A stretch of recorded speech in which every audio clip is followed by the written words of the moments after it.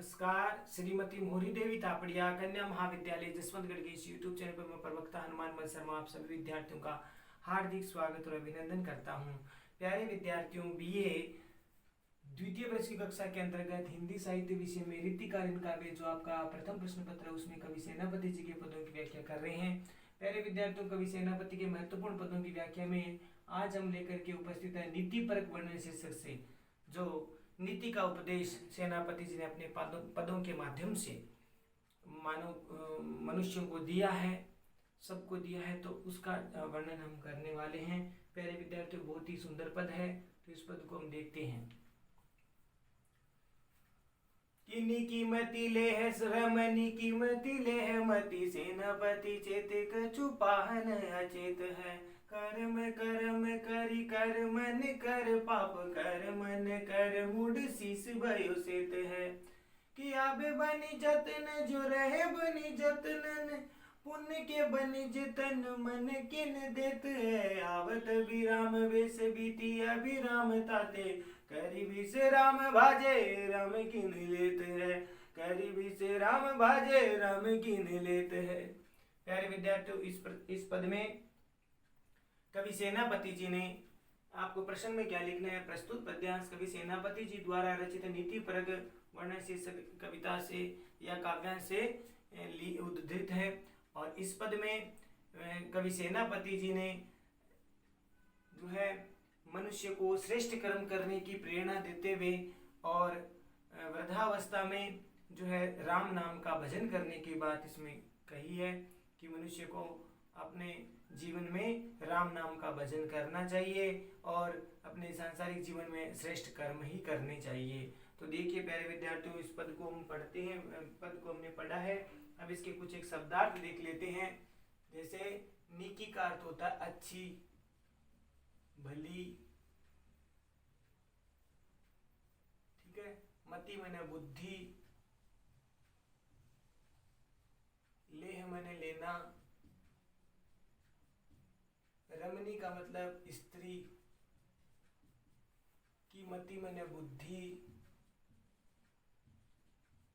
लेह माने लेना, मति माने मत, मत लेना, ये इसका अर्थ हो गया नहीं लेना, ठीक है, नहीं लेना।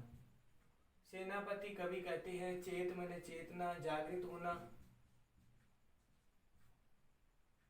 चेतना। कछु माने पुछ,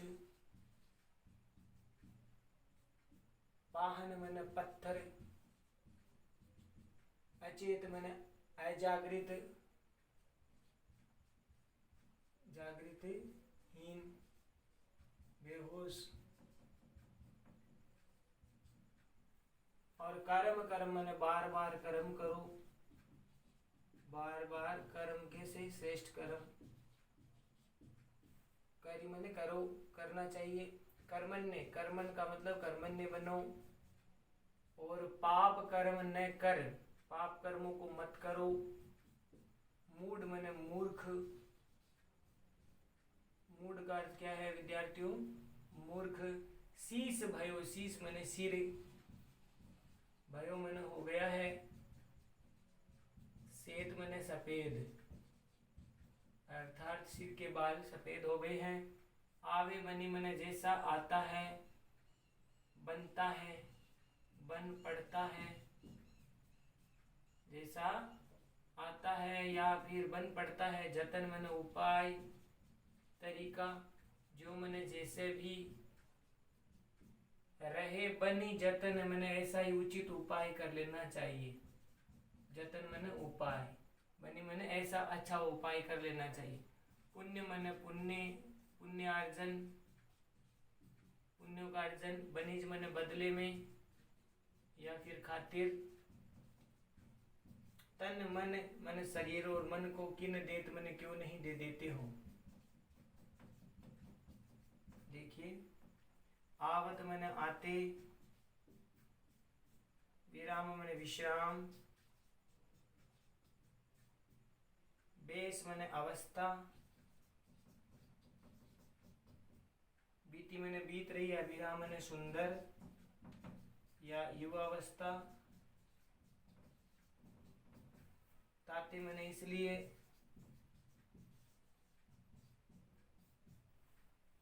कार्य मैंने करना,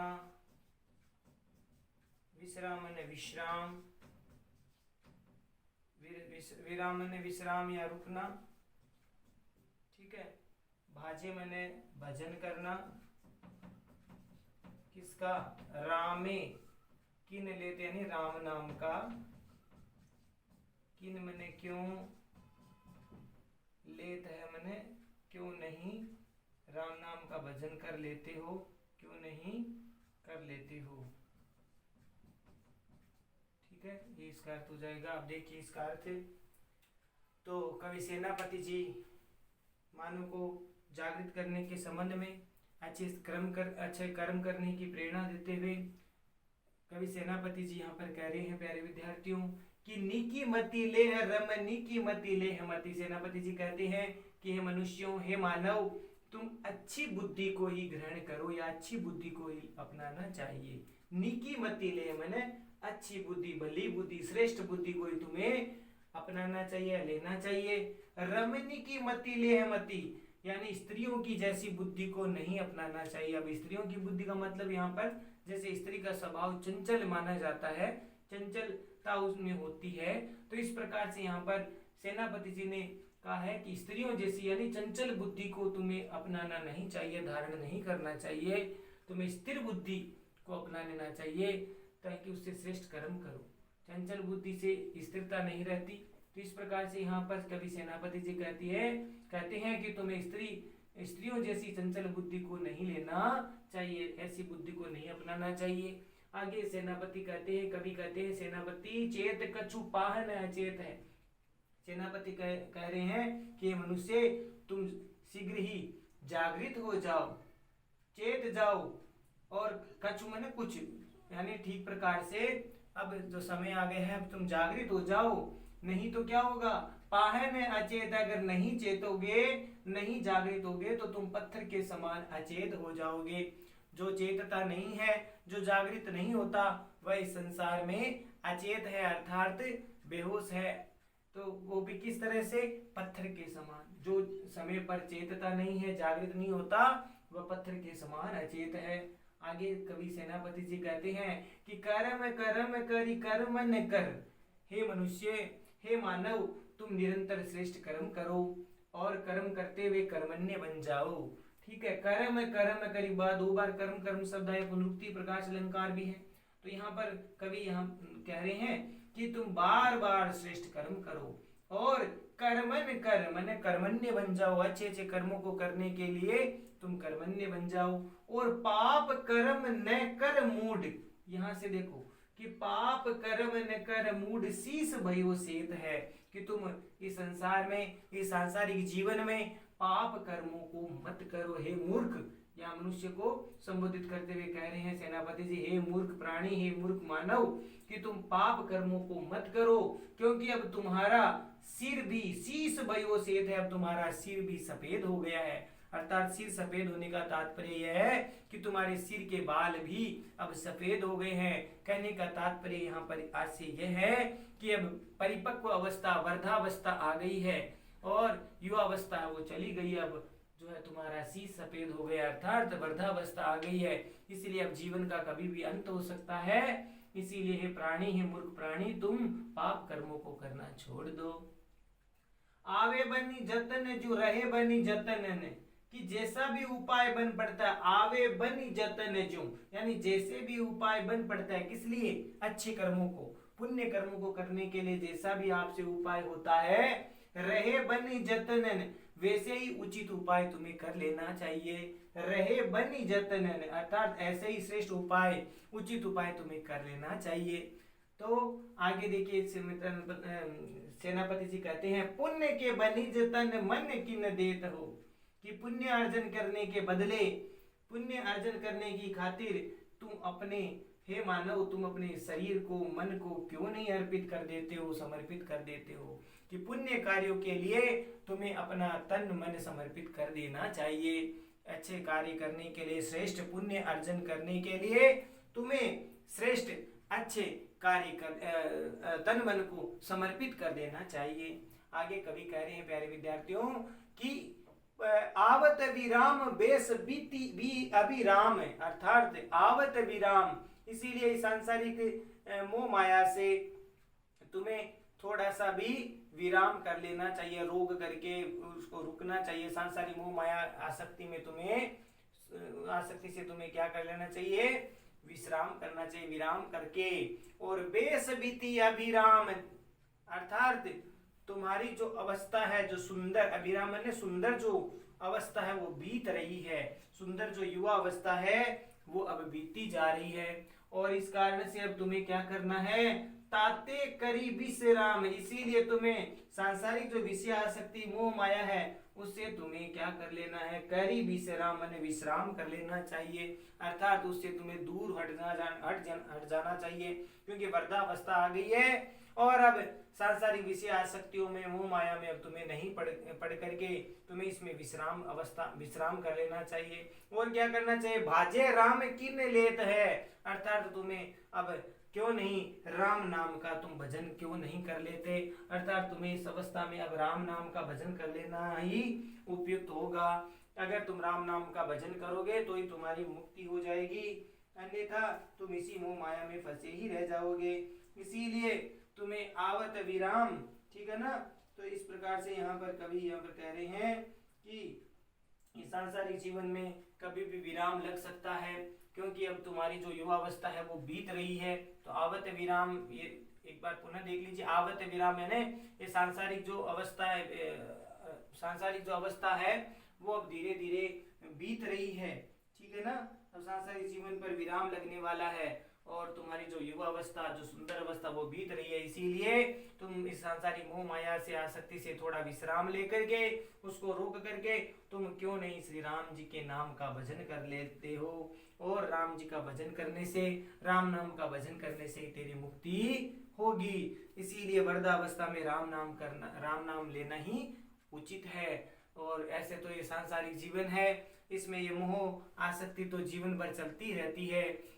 युवा बाल्य अवस्था हमारी खेल कूद में बीत जाती है, युवा अवस्था गृहस्थ पालन में, धन अर्जन करने में बीत जाती है, और वृद्धावस्था में भी अगर राम का नाम, अगर राम जी का नाम नहीं लेंगे, भगवान का नाम नहीं लेंगे, तो फिर यूं ही हमारा जीवन चला जाएगा।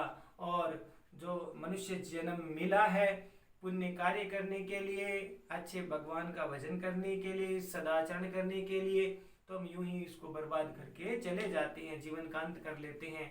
तो इस प्रकार से जीवन अंत होना है, जीवन शाश्वत है, और ये जन्म और मृत्यु ये शाश्वत है, जीवन क्षण भंगुर है। तो इसमें हमें समय रहते ही जो है ईश्वर को याद करना चाहिए, उस करतार को याद करना चाहिए जिसने हमें बनाया है। तो ये बहुत ही, सेनापति जी ने बहुत अच्छी प्रेरणादायक पद है वो दिया है मनुष्य को जागृत करने के लिए। तो आशा करता हूँ समझ में आ गया होगा।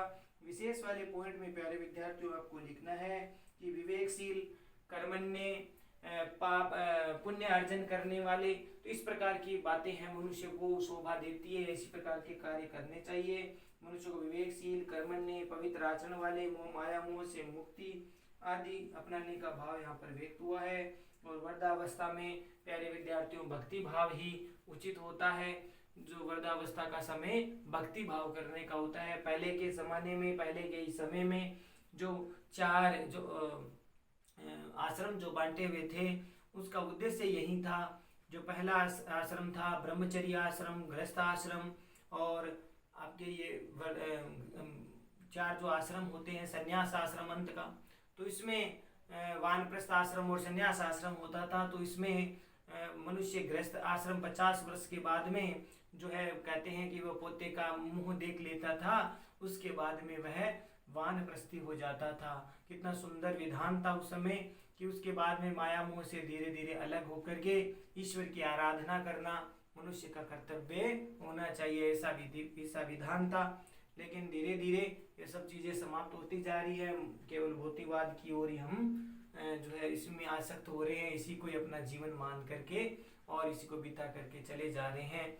इसीलिए यहाँ पर अच्छे अच्छे जो श्रेष्ठ कवि हैं, संत लोग हैं, वो मनुष्य को बार बार अपने पदों भजनों के द्वारा है वो प्रेरणा देते हैं जागृत करने के लिए, चेतने के लिए, कि समय रहते चेत करके ईश्वर को याद कर लेना चाहिए। तो इस प्रकार से प्यारे विद्यार्थियों विशेष वाले पॉइंट में आप ये लिखना ही है आपको। अनुप्रास यमक काव्यलिंग आक्षेप अलंकार का प्रयोग इसमें किया गया है। देखिए अनुप्रास काव्यलिंग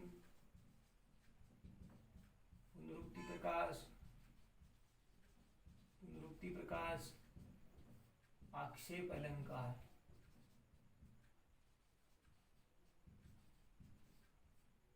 उत्प्रेक्षा अलंकार।